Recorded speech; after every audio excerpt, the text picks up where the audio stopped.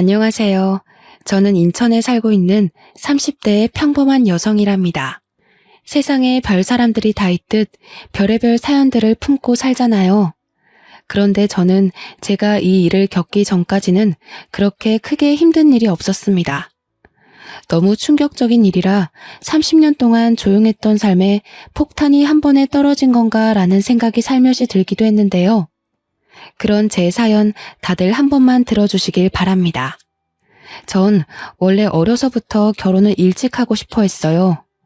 오죽하면 고등학생 때도 결혼 노래를 불러서 저희 아빠께서는 그렇게 빨리 집을 떠나고 싶냐며 서운해 하셨고, 친구들은 제가 1등으로 결혼할 거라 생각했죠. 저 역시 제가 1등으로 결혼할 줄 알았습니다. 그러나 현실은 제 꿈을 이루기에는 너무 버거운 존재였어요. 늘 자연스럽게 만나서 연애하는 걸 좋아했던 편인데, 그러다 보니 결혼 상대로는 부족한 면들이 보였고 결국 헤어짐으로 이어졌습니다. 그들이 특별히 뭘 잘못했다기보다는 결혼까진 아닌 연애 있잖아요.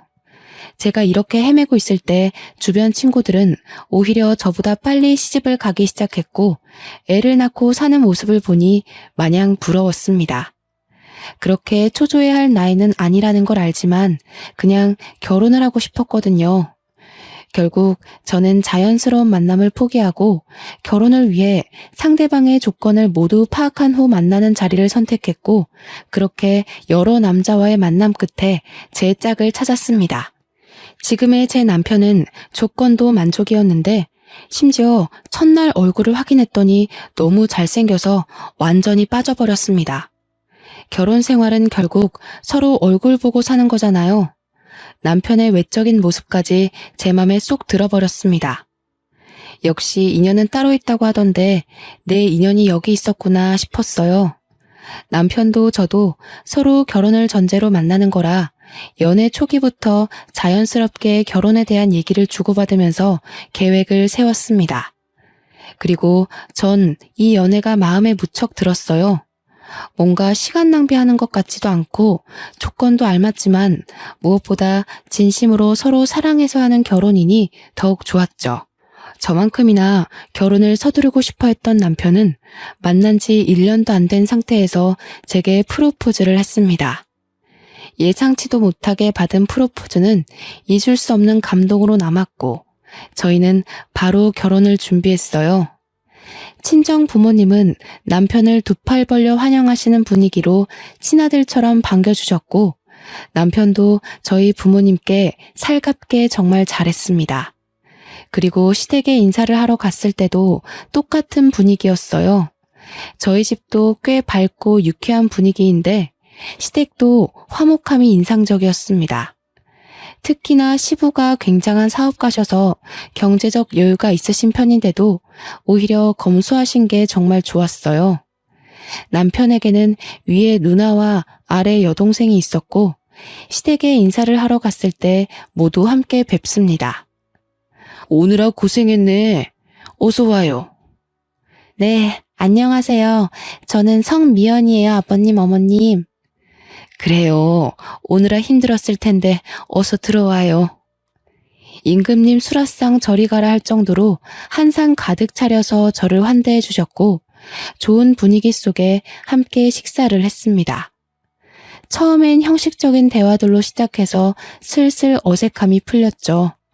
그리고 시부께서는 제게 정말 마음에 쏙 든다며 첫 대면에 통과를 아주 통쾌하게 외치시며 배웅을 해주셨습니다.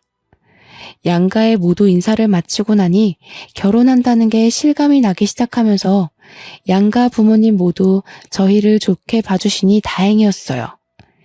이 얘기를 제 친구들에게 했었는데 몇몇 친구들은 더 살아봐야 안다고 말해주기도 했고 몇몇 친구들은 시댁 제대로 만난 것 같다면서 부럽다고 하기도 했습니다. 제가 사람 보는 눈이 정확하지는 않지만 느낌상 시댁 잘 만난 것 같다는 생각을 하긴 했어요. 사실상 형님의 신우까지 있으면 조금 쉽지는 않죠. 그러나 제 결혼 생활은 그렇지 않았습니다. 결혼 후에 오히려 형님과 신우랑 따로 만나면서 데이트도 하고 그렇게 잘 지냈어요. 특히 형님은 저를 엄청나게 챙겨주셨습니다. 제가 자기 여동생 같이 느껴진다면서 혹시 살면서 어렵고 힘든 일이 있으면 무조건 형님께 털어놓고 의논하라고 말해주었죠.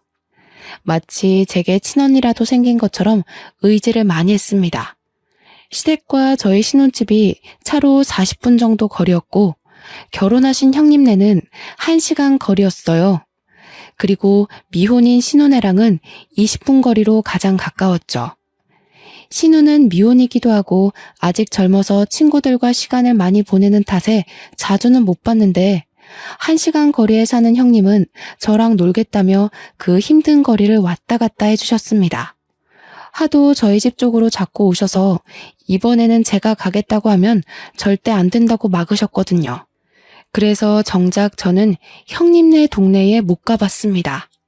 한 번은 제가 형님에게 물어봤어요. 형님, 근데 왕복 2시간이 넘는데 매번 이렇게 오시는 거 안 힘드세요? 다음에는 진짜 제가 갈게요.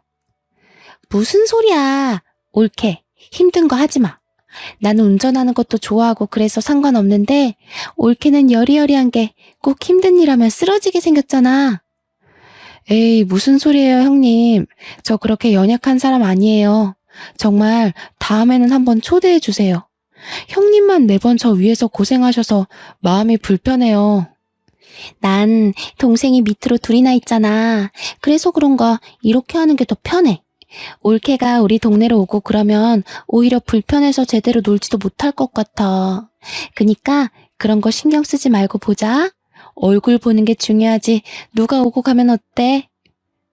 형님은 여장부 스타일에 정말 당차신 분이라서 안 친했을 때는 약간 무서웠는데 막상 친해지고 보니 이렇게 다정하신 분이었죠.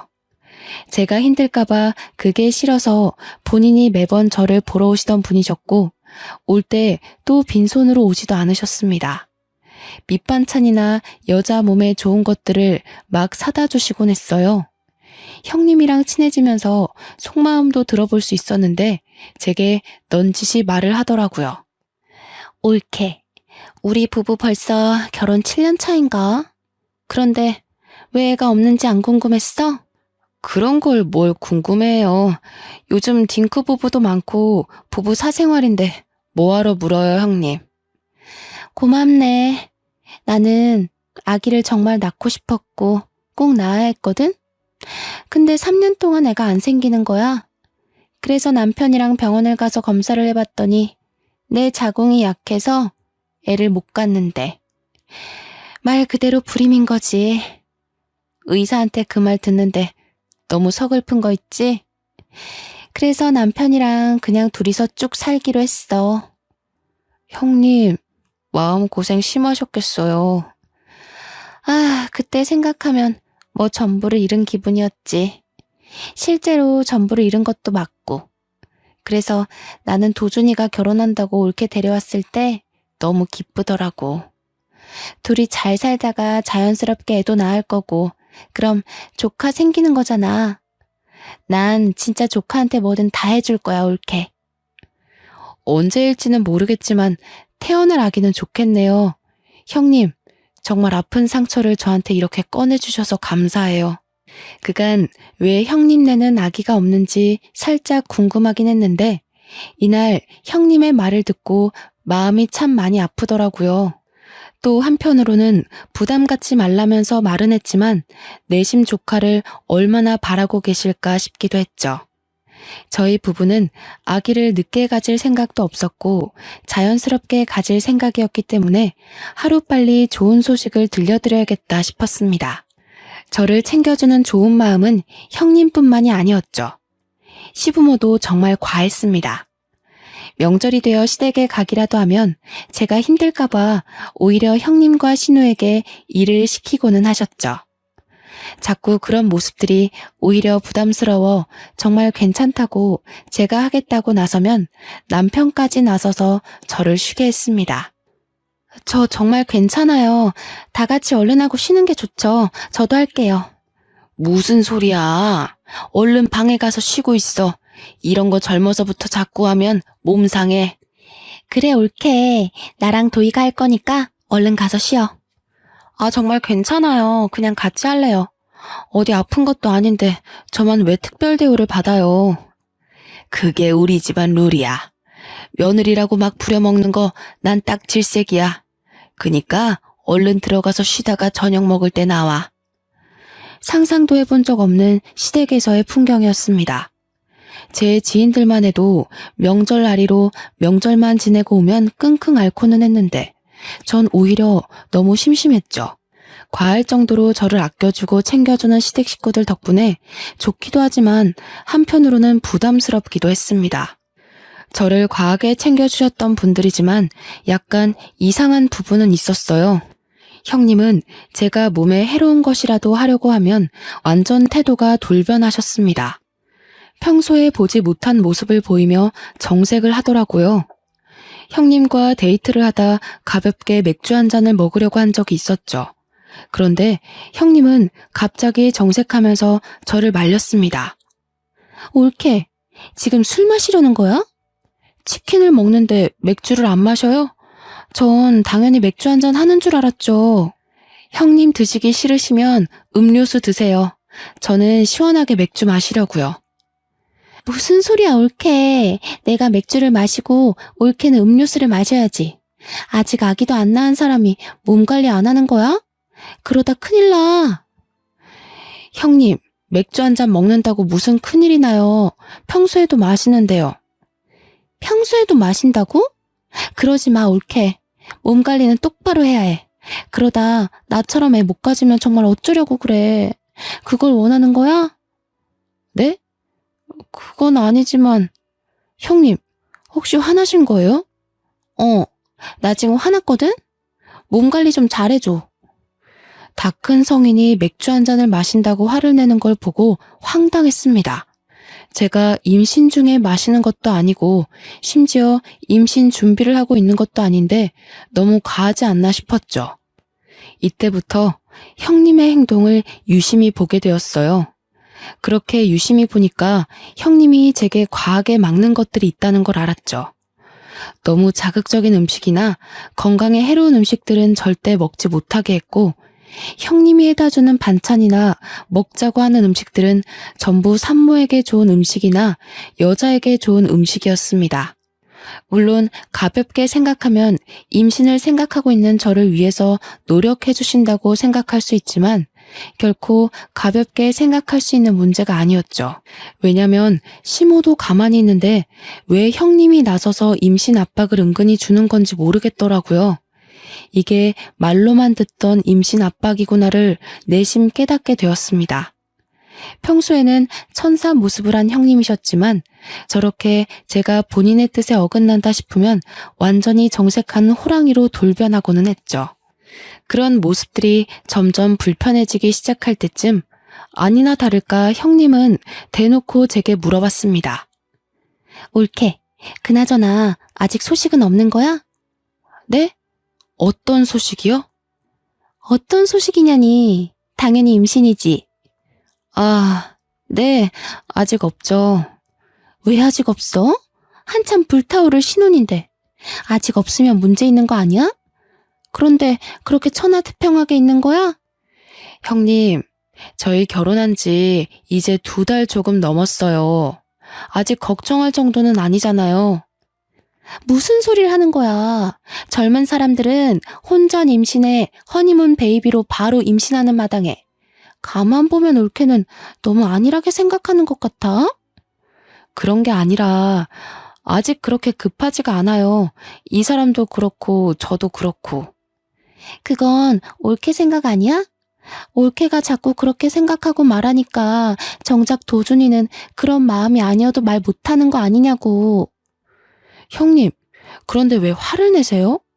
제가 뭘 잘못한 건가요? 임신을 하는 건 저희 부부가 선택할 일이고 저희끼리 알아서 하겠다고 분명 말씀드렸는데 매번 왜 그러세요?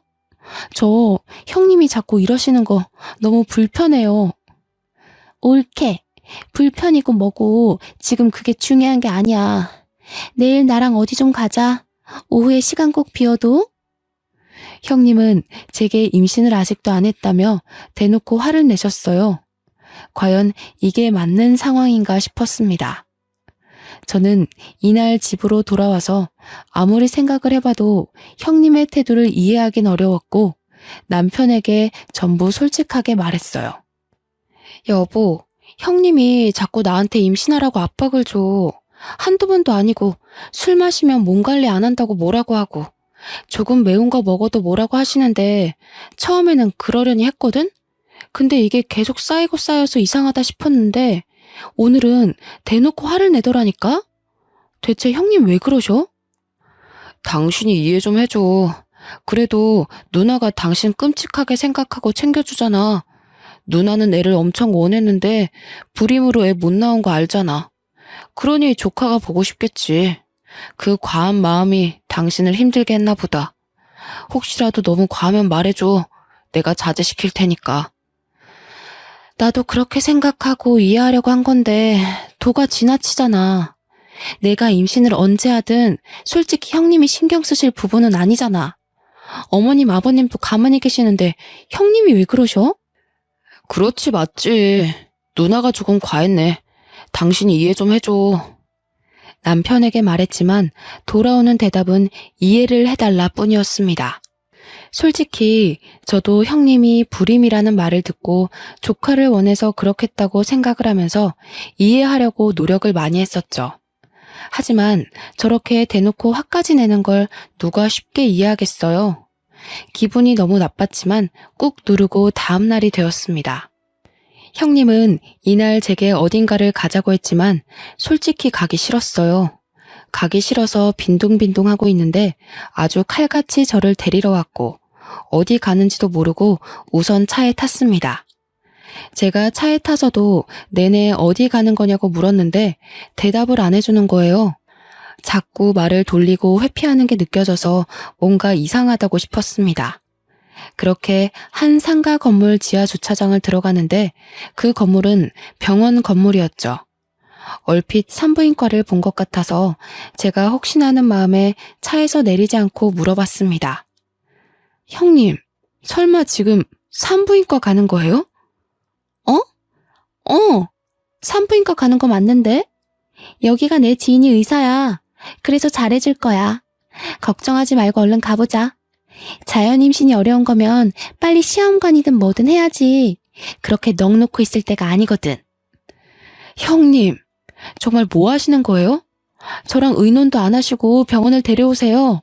지금 이거 너무 선 넘는 행동인 거 아시죠? 정말 많이 참으려고 노력하고 있는데 오늘은 도저히 못 참겠네요. 검사를 받더라도 제가 알아서 받을 거니까 제발 저희 부부 일에 신경 좀 꺼주실래요? 가긴 어디를 가. 여기까지 왔으면 검사라도 하고 가라니까. 검사하는 게 뭐 어려운 것도 아닌데 대체 왜 그래 어린애처럼. 제가 지금 검사하는 게 어려워서 이래요? 형님 행동하시는 게 기분 나쁘니까 그렇죠. 저는 형님이 잘 챙겨주셔서 진심으로 좋고 감사했는데 아무래도 적당히 선을 두고 보는 게 좋겠네요. 당분간은 따로 찾아오지 말아주세요. 전 그렇게 차에서 내렸고 저를 부르는 형님을 무시한 채 가버렸습니다. 집으로 오는 길 내내 아무리 생각해도 너무 화가 나는 거예요. 막말로 형님이 뭔데 저렇게까지 설치는지 모르겠고 불편하다 못해 오만정이 다 떨어졌습니다. 남편이 퇴근해서 돌아올 때까지 전 기다렸다가 남편에게도 말했어요. 나 오늘 형님 손에 이끌려서 강제로 산부인과 가서 검사받을 뻔했어. 나한테 한마디 상의도 없이 병원까지 갔다고. 내가 대체 어디까지 이해를 해줘야 하는데? 말 좀 해봐. 아, 정말이야? 누나가 너무 심했네. 내가 누나한테 그러지 말라고 말할게. 그러지 말라고 말하는 게 아니라 대체 왜 그러냐고 좀 물어봐. 나도 궁금해 죽겠으니까. 어머님, 아버님도 나한테 임신 강요를 안 하시는데 왜 형님이 저렇게 계속 스트레스를 주는 건데? 그리고 어디 한번 물어보자. 당신도 사실 아기를 빨리 원하는데 나 때문에 말 못하고 있다는 게 맞아? 아니, 뭐 꼭 그런 거는 아니고 그냥 빨리 생기면 좋기는 하지. 나한테는 그런 말 한 적도 없잖아. 그런 생각이 있으면 당사자인 나한테 말을 해야지. 왜 형님한테 말해서 전해 듣게 만들어? 결국 당신도 문제야. 이날 남편에게 엄청나게 퍼부었습니다. 형님을 대신해 남편에게 화풀이를 한 거죠. 남편은 한참을 제 말을 들어주다가 사실은 아이를 원한다면서 빨리 낳고 싶다고 말을 했어요. 이런 말을 아내인 제게 했으면 정말 좋았겠죠. 왜 저한테 안 하고 형님에게 했는지 모르겠더라고요. 전날 남편이 형님에게 연락해서 앞으로 제게 임신에 대한 압박을 주지 말라고 말하는 걸 얼핏 들었지만 모른 척 했습니다. 이후 형님은 정말 미안하다고 연락이 몇 통 왔었어요. 조카를 너무 원했는데 아무래도 본인의 방식이 잘못이었다며 사과를 한다고 했죠. 우선 사과를 받아줄 거지만 적당히 거리를 뒀으면 좋겠다고는 말했습니다. 예전처럼 너무 자주 만나는 건 원치 않는다고 말했어요. 이 말을 잘 포장해서 돌려서 말을 했고 형님도 알겠다고 하셨죠. 이미 제대로 정이 떨어졌고 불쾌함을 너무 느낀 상황이라 예전 사이로는 절대 돌아갈 수 없다고 생각했습니다. 또 형님의 진짜 모습을 봐버려서 그런가 더욱 예전처럼 지내기 싫었어요. 형님이 보고 싶든 보기 싫든 시댁에 가야 하는 명절은 돌아오고 형님이 싸운 후 처음 맞이하는 명절이 되어 시댁에 갔습니다. 여전히 저를 공주 대접해 주셨지만 이제는 제가 완강하게 나서서 일 꼭 하겠다고 그렇게 하지 마시라고 불편하다고 했죠. 그런 제 모습에 오히려 시댁 식구들이 다 놀랐지만 괜히 꼬투리 잡힐 일은 하지 않는 게 좋겠다고 생각했습니다. 그렇게 전도 부치고 음식을 만들다가 옷에 계란물을 흘려서 갈아입으려고 방에 갔죠. 저희 시댁이 2층 집이고 저희가 가면 2층을 사용해요.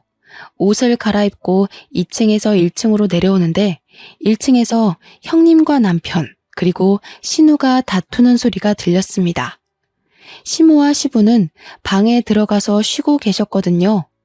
저는 뭔가 직감적으로 이건 꼭 내가 들어야 한다고 생각을 해서 엿듣기 시작했죠. 그럼 이게 다 나 때문이라는 거야? 애초에 이건 도준이 네 탓이지. 결혼한 지가 언젠데 아직도 애 한 명을 못 만들어. 너 바보냐? 어디 부족해? 그만들 좀 해. 다 들리겠다고. 엄마 아빠도 그렇고 새언니도 들으면 어쩌려고 그래 정말? 어련히 알아서 할 건데 누나가 설쳐서 이 꼴난 거를 왜 인정을 안 해? 웃기지 마. 그게 뭐가 그렇게 어렵다고 너는 여태 몇 년 동안 그거 하나를 못하냐고. 언제까지 내가 이러고 있어야 하는데 나는 뭐 좋아서 이러고 있냐고. 아 그럼 빠지던가. 원래 아들인 나한테만 주는 건데 불쌍해서 끼워줬더니 말이 많아. 내가 경고하는데 누나 설치지 마. 한 번만 더 설쳐서 일 키우면 누나는 국물도 없어. 아 그만들 좀 하라고. 기다려봐. 내가 망보고 올게. 딱 봐도 내용이 이상한 대화였고 신우가 망을 보고 온다는 말에 전 다시 계단을 올라갔습니다. 그리고 자연스럽게 내려오는 척했어요. 마주친 신우에게는 뭐 가지러 가냐고 물었고 저를 보고 깜짝 놀란 신우는 어색하게 그렇다며 올라갔습니다. 내려와서 아무렇지 않게 음식을 하는데 아무리 생각해도 저 대화에 대해 너무 물어보고 싶었죠. 그러나 물어본다고 대답해줄 사람들은 아니었기에 머리를 굴려봤어요. 분명히 뭔가 있구나 싶었습니다. 제가 음식을 하는 와중에도 제 눈치를 살짝 보는 형님과 남편의 시선이 느껴졌지만 애써 무시하며 음식을 했어요. 다 끝낸 후 다 같이 저녁을 먹는데 갑자기 형님이 이상한 말을 꺼냈습니다. 우리 엄마랑 아빠는 좋겠네. 며느리가 하지 말라고 해도 직접 이렇게 맛있는 명절 음식도 해주고. 좋기야 한데 정말 괜찮으니까 다음부턴 하지 마. 힘들어. 그래 세아가. 여기 식구가 몇인데 너까지 고생하니? 거봐. 들었지 올케? 다음부터는 안 해도 괜찮아. 올케는 이런 거 하지 말고 예쁜 손주를 안겨줘야 진짜 효도하는 거지. 그렇지? 아유, 그럼 바랄 것도 없지. 내가 지금 이 나이에도 아직 버티고 있는 이유가 태어날 손주한테 한 푼이라도 더 주려고 그러는 건데. 그러게, 생각해보니 너희는 여태 소식이 없니? 병원은 가본 거야? 몸에 문제 있는 거 아니야? 아, 저희 아직 젊고 병원까지는 안 가봤어요. 조금 더 노력해보고 그래도 안 생기면 같이 병원 가볼게요. 젊다고 생각할 문제가 아니야, 세아가. 요즘 식습관에 환경 문제까지 겹쳐서 젊은 아가씨들도 불임이 얼마나 많은데 그걸 가볍게 생각하고 있었어? 조금 실망인데. 하루빨리 병원 가서 결과 알려주도록 해. 내가 다른 건 다 세아가 너 편하게 해주지만 이 문제는 쉽게 넘어갈 게 아니야. 네, 알겠습니다. 딱 봐도 병원 가서 검사시키려는 형님의 속셈이 보였죠. 대화 내용도 그렇고 저렇게까지 해서 저를 병원에 데려가는 모습도 그렇고 아무래도 뭔가 있다는 생각을 떨쳐낼 수가 없었습니다. 저는 명절이 끝나면 신우를 찾아가기로 생각했어요. 신우는 형님과는 다르게 소극적이고 성격도 굉장히 착했습니다. 그래서 분명 계속 파고들면서 물어보면 대답을 할 수밖에 없을 거라 생각했어요. 남편에게도 티내지 않고 신우에게 오랜만에 데이트하자며 연락했습니다.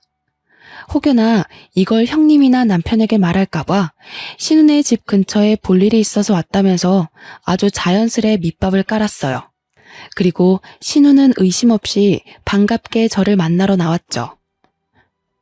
신우와 저녁을 맛있게 먹고 조용한 카페를 찾아가서 대화를 나눴습니다. 솔직하게 뭐냐고 물어볼까 아니면 은근슬쩍 알고 있는 척 물어볼까 엄청 고민했어요. 신우 성격상 제가 뭘 알고 있어야 스스로 실토할 것 같아서 아는 척 연기를 시작했습니다. 아가씨, 나는 우리 식구들 다 진심으로 아주 좋았는데 어머님 아버님 빼고는 나한테 다들 진심이 아니었더라? 아가씨도 그렇고 그래서 너무 속상하던데? 네? 언니 그게 무슨 말이에요 갑자기? 뭐든 꼬리가 길면 다 걸리는 법이거든. 셋이서 작정하고 나 하나 바보 만들면 끝까지 내가 모를 거라고 생각한 거야? 그나마 내가 오늘 아가씨를 만나러 온 이유는 앞길이 아직 창창하고 젊으니까 기회를 주려고 온 거야. 나한테 모든 걸 자백하면 선처해줄 의향이 있어. 그렇지만 조금이라도 다르게 말하면 오빠랑 형님처럼 똑같이 처벌받게 할 거야. 네? 그게 처벌할 수 있다고요? 아닌데. 그럴 리가 없는데. 나 시간 없어. 선택해서 얼른 말해. 새언니, 정말 미안해요. 저도 언니 볼 때마다 너무 죄책감 느꼈는데 이미 약속은 해서 어쩔 수 없었어요. 지금이라도 뭐든 다 할 테니까 제발 처벌은 하지 말아주세요. 저 아직 시집도 못 갔는데 제발요. 울며 불며 신우이가 말한 내용은 충격 그 자체였습니다. 시부모에게는 재산이 꽤 있는데 남자 손주를 낳는 자식에게 막대한 재산을 물려주겠다고 자식에게 약속을 했답니다. 거기다 유일하게 아들인 우리 남편이 남자 손주를 낳으면 시부가 회사까지 물려주겠다고 했다더군요. 그런데 시부 연세가 꽤 있으셔서 하루빨리 회사를 누군가 물려받아야 했고 정 자식들에게 소식이 없으면 전문 경영인에게 넘기겠다고 했다네요. 그 얘기를 들은 형님과 남편은 작당 모의를 한 거죠. 형님은 이미 불임으로 아이를 낳을 수 없으니 남편이 아들을 낳으면 3분의 1로 셋이서 재산 분할하자는 각서를 썼다고 합니다. 이 사실은 시부모는 당연히 모르고 이 남매들끼리 저지른 일이죠. 상황이 이러니 당연히 제가 빨리 아이를 가져야 했고 형님은 소식이 없는 제가 혹시라도 본인처럼 아이를 못 가질까봐 검사까지 시키려고 했던 겁니다. 전 이 사실을 알고 너무 소름이 끼쳐서 말을 못하고 있었어요. 그런데 이게 끝이 아니었죠. 신우는 정말 제가 본인을 처벌할까봐 무서웠는지 알고 있는 사실을 다 말해주는 눈치였습니다. 꺼이꺼이 울면서 말을 하더라고요. 새언니, 정말 미안해요. 저도 정말 멈추고 싶었던 게 오빠랑 언니는 돈에 미쳤어요. 오빠 전 여자친구랑 원래 결혼하기로 했었거든요. 아이가 생겨서요. 그런데 아이 성별이 딸인 걸 알고 오빠가 그 여자를 버렸어요. 그래서 아이랑 그 여자랑 정말 힘들게 살 거예요. 지금도. 뭐라고? 진짜 너네 사람이 아니구나. 그걸 알면서도 눈 감아준 건 결국 아가씨 너도 공범인 거야. 알아? 아무리 돈이 좋고 각서를 썼더라도 가족이니까 그만하라고, 이건 멈춰야 한다고 말렸어야지. 그런데 나한테까지 피해를 주려고 해? 미안해요, 정말로. 언니는 그 전 여자친구가 꼴나기 전에 얼른 떠나요. 그냥 내가 해줄 수 있는 말이 이것뿐이에요. 그리고 저희 부모님한테는 비밀로 해줘요. 부모님 아시면 저희 죽어요, 정말. 우선 아가씨가 나한테 말한 거 알면 형님이랑 남편이 가만 안 둘 거야. 나도 모른 척하고 있을 테니까 아가씨도 당분간은 모른 척해. 혹시라도 신우가 형님과 남편에게 자백했다고 말해서 일이 틀어질까봐 입단속을 시켰습니다. 모든 사실을 알고 나니까 너무 충격적이라서 그런지 입이 다물어지지도 않더라고요. 충격이 커서 남편과 한 침대에서 도저히 함께 잘 자신이 없어서 일이 생겼다 말하고 그날은 호텔에 가서 혼자 하루를 보냈습니다. 밤을 새우면서 많은 생각을 했는데 그 전 여자친구라는 사람을 찾아서 꼭 만나야겠더라고요. 그래야 정확하게 알 수 있을 것 같았죠. 그런데 이상하게 걸어다니는데 속이 울렁거리고 자꾸 몸이 나른한 게 잠을 미친 듯이 잤어요. 아무래도 스트레스를 과하게 받아서 그런 거겠지 생각하고 넘겼는데 순간 설마 하는 생각이 들었죠. 혹시나 하는 마음에 테스트기를 해봤는데 두 줄이 나와버렸습니다. 하필 이 타이밍에 임신 사실을 알게 되니 막막해서 테스트기를 종류별로 한 6개를 해본 것 같아요. 가장 정확한 건 아무래도 병원을 가봐야 하는 거니 바로 병원을 가봤죠. 주수가 짧아서 아직 성별은 확인이 불가했지만 임신이 맞았습니다. 저는 그냥 그날 바로 남편에게 말했어요. 나 임신이래. 오늘 병원 갔다 왔어. 뭐? 그게 정말이야? 성별은? 아들이래? 무조건 아들이어야 하는데? 당신 정말 웃긴다. 왜 아들이어야 하는데? 임신을 축하해줘야지 성별을 따지고 들어? 왜? 딸이면 어쩔 건데? 지우려고? 어? 에이, 왜 그래? 당신 임신했다고 벌써 예민한 거야? 무조건 아들을 낳아야지. 내 아빠 말 못 들었어? 아들이 태어나야 딱 물려받을 거 다 받고 그러지. 자기 전에 하늘에 빌고 또 빌어야겠다. 무조건 아들, 제발. 딸이면 어쩔 건데? 딸이면 솔직히 난 낳기 싫어. 그냥 지우고 다시 가져야지 뭐. 생명이 무슨 장난이니? 소름 끼친다 당신. 태어나서 환영 못 받을 바에는 기억도 없을 때 없어지는 게 맞지. 너 같은 게 왜 태어났을까? 너희 남매 재산 분할 때문에 아들 낳아줄 여자가 필요하다며? 다 필요 없고 소름 끼치니까 당분간 떨어져서 지내자. 생각할 시간이 필요해. 뭐? 그거야 맞는 말이긴 하지만 그렇다고 해서 당신한테 피해를 준 건 아니잖아. 아, 우선 아직 성별도 모르니까 그래, 떨어져 지내면서 편하게 있어. 내가 안 보일 테니까. 그치만 꼭 몸 조심해야 돼. 사람이라면 감히 내뱉을 수 없는 말을 아무렇지 않게 하는 남편을 보고 전 충격을 받았습니다. 별거를 하자고 말했지만 남편은 별거고 뭐고 귀에 들리지도 않았고 기뻐서 날뛰더라고요. 아직 성별을 모르니 성별이 판별될 때까지는 나가 있어 주겠다는 말을 하는데 저게 사람인가 싶었습니다. 전 이미 모든 마음의 결정은 했고 이혼 준비를 바로 시작했어요. 이어 미혼모로 사는 남편의 전 여자친구를 찾기 위해 흥신소의 도움을 받았습니다. 흥신소의 도움을 받았더니 생각보다 빨리 찾게 되었고 제 생각보다 그 여자는 너무 힘겹게 살고 있었습니다. 같은 여자로서 너무 안타까웠습니다. 제가 먼저 연락드리니 저보다 남편에게 복수하려고 이를 갈고 있더군요. 안녕하세요. 저 전화드린 성미연이에요. 네네. 집이 허름하죠. 우선 앉으시고 정말 찾아와줘서 고마워요. 그 자식 그쪽한테도 그렇게 했어요? 저랑 우리 딸 버리듯 그렇게 한 거예요? 그러려고 하고 있는 것 같아요. 저는 아직 초기라 성별을 모르거든요. 근데 아들이 아니면 지울 거라네요. 그 자식 사람 아니에요.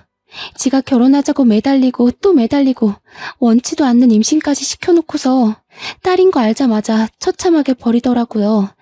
저는 그때 너무 어렸고 심지어 그 자식 때문에 부모님이랑도 연을 끊어서 갈 곳도 없었는데 정말 딸아이랑 둘이 얼마나 힘들게 살았는지 몰라요. 당장이라도 멱살 잡고 싶지만 먹고 사는 게 힘들어서 복수는 꿈도 못 꾸고 살았어요. 제가 도와드릴게요. 우리 그 복수 같이 해요. 저도 그 자식 가만 안 둘 거거든요. 그 여자의 말을 들어보니 마지막 순간까지도 남편한테 매달렸다고 합니다. 그렇지만 남편은 다른 여자가 생겼다면서 넌 이제 필요 없다고 아주 매몰차게 거부를 했다고 해요. 결국 딸을 가진 여자니까 버린 거고 재산에 눈이 멀어버린 괴물 같은 놈인 거죠.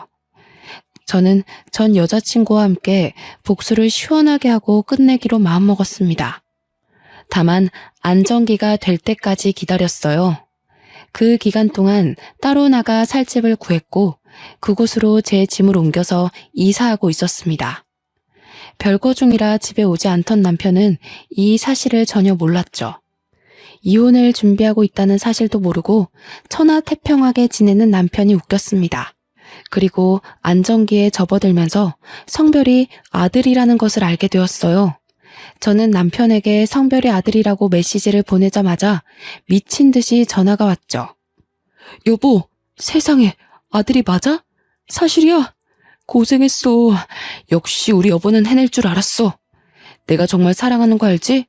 뭐 갖고 싶어? 내가 다 사줄게. 그러나 전 간결하게 딱 한마디만 하고 끊었습니다. 웃기시네. 나 너랑 이혼할 거야. 입 다물고 너희 부모님 집 앞으로 와. 아마 빨리 오는 게 좋을 거다. 남편이 버린 전 여친과 함께 시댁으로 쳐들어갔습니다. 시댁에 도착했을 때는 이미 형님과 신우 그리고 시부모가 있었고 전 여자친구를 보자마자 형님과 신우는 사색이 되었죠. 영문을 모르는 시부모에게는 제가 친절하게 설명을 해드렸습니다. 어머님, 아버님, 당신 자식들이 얼마나 괴물인 줄 아세요? 재산 그거 물려받겠다고 자기들끼리 각서까지 썼다네요. 제 남편이 아들 낳으면 3분의 1에서 나눠 갖기로요. 그리고 여기 있는 이 여자분은 저랑 만나기 전에 이미 남편의 딸을 낳으신 분이에요. 그런데 남편이 아들이 아니라 딸을 낳았다면서 이 여자분을 버렸다네요? 뭐라고? 그게 사실이니? 네, 제가 산 증인이죠. 제 딸아이가 벌써 5살이에요. 그 세월을 얼마나 피눈물 흘리면서 살았는 줄 아세요? 아무리 돈이 좋다고 해도 그렇지. 어떻게 그럴 수 있냐고 어떡해. 그 나쁜 자식 때문에 나랑 내 새끼는 매일 피눈물 흘리면서 살았는데 아직도 이러고 살고 있네요. 당신 아들은 돈에 미쳤다고요. 저한테 형님은 그러셨죠. 애 빨리 낳으라고 압박 주셨고 술도 한 모금 못 마시게 하고 마치 겉으로는 저를 무척 아끼는 척하면서 사실은 애 빨리 갖게 하려고 참 애 많이 쓰셨죠. 그런데 어머님, 아버님, 이 사람이 저 임신했다는 말 하자마자 뭐라 한 줄 아세요? 아들 아니면 지우고 다시 갖자던데요. 딸이면 낳을 필요가 없다고요. 그래서 저 이혼할 거예요. 제 말이 끝나자마자 시모는 뒷목 잡고 쓰러졌고 뒤늦게 도착한 남편은 전 여자친구를 보자마자 막 쫓아내려고 했습니다. 그걸 제가 말리고 있는데 시부가 남편의 멱살을 잡고 확 끌어서 뺨을 때리며 말했어요. 정신 차려. 네가 사람이냐? 내가 그런 뜻으로 너희한테 말한 줄 알아? 나는 괴물 새끼들한테는 돈 한 푼 줄 수 없다. 당장 내 집에서 나가! 이 말을 들은 남편은 저 때문에 모든 게 망했다면서 제 뺨을 때리더라고요. 그래서 저도 어이가 없어서 급소를 확 발로 차주면서 말했죠. 웃기고 있네. 야, 너 같은 건 씨 뿌릴 자격도 없어. 넌 죽을 때까지 절대 뿌리고 다니지 마. 여자들이 너무 아까우니까. 그러고 시댁을 나섰습니다. 몇 달 동안 남편과 이미 별거 중이었고 시댁 소식은 들을 길이 없었는데 그나마 신우가 먼저 연락해서 술술 말해주더군요. 전 남편은 집에서도 쫓겨나고 시아버님은 충격에 전문 경영인을 구하기로 했다네요. 너무 통쾌하더라고요. 웃긴 건 시부의 모든 경제적 지원이 끊겨버린 남편은 제게 다시 시작하자며 매달리기 시작했습니다. 제 뱃속에 아들이 있으니 다시 시부모님을 설득해서 자기가 회사만 물려받으면 모든 게 끝난다고요. 그 말을 듣는데 참 어이가 없었죠. 저는 완벽하게 무시하고 아예 연락을 차단해버렸습니다. 1년 전 잘생긴 아들을 출산하고 지금은 친정 부모님의 도움을 받으며 잘 키우고 있어요. 아이가 태어나자마자 시부모님이 조심스럽게 저한테 연락을 하셨어요. 본인 아들은 버렸지만 귀여운 손주 얼굴은 꼭 보고 싶다고 하면서요. 그 마음이 이해가 안 되는 건 아니었기에 지금은 전 시부모님과는 왕래하며 아들 얼굴도 보여주고 있어요. 아버님은 우리 아들이 커서 경영에 관심 있다고 하면 언제든 회사를 물려준다고 장난처럼 말씀하시더라고요. 저는 돈에 눈이 멀었던 전 남편과는 다른 사람이기에 그런 농담 하시지 말라고 하셨습니다. 지금은 아들 키우는 재미로 살고 있어요. 어찌나 하루하루 쑥쑥 크는지 한시라도 눈을 뗄 수가 없을 정도로 귀엽더라고요. 아, 그리고 남편의 전 여친분도 시부모님이 책임지고 좋은 집으로 이사도 해주셨고 모자란 생활비도 지원해 주신다고 그러더군요. 시부모님은 착하신데 어떻게 그 핏줄에서 악마 같은 전 남편이 태어났나 아직도 모르겠어요. 그래서 저는 아들을 키우면서 돈이 전부가 아니라는 것을 제대로 가르쳐 줄 생각입니다. 제 사연을 읽어주신 분들도 모두 행복하시길 바라며 마무리할게요.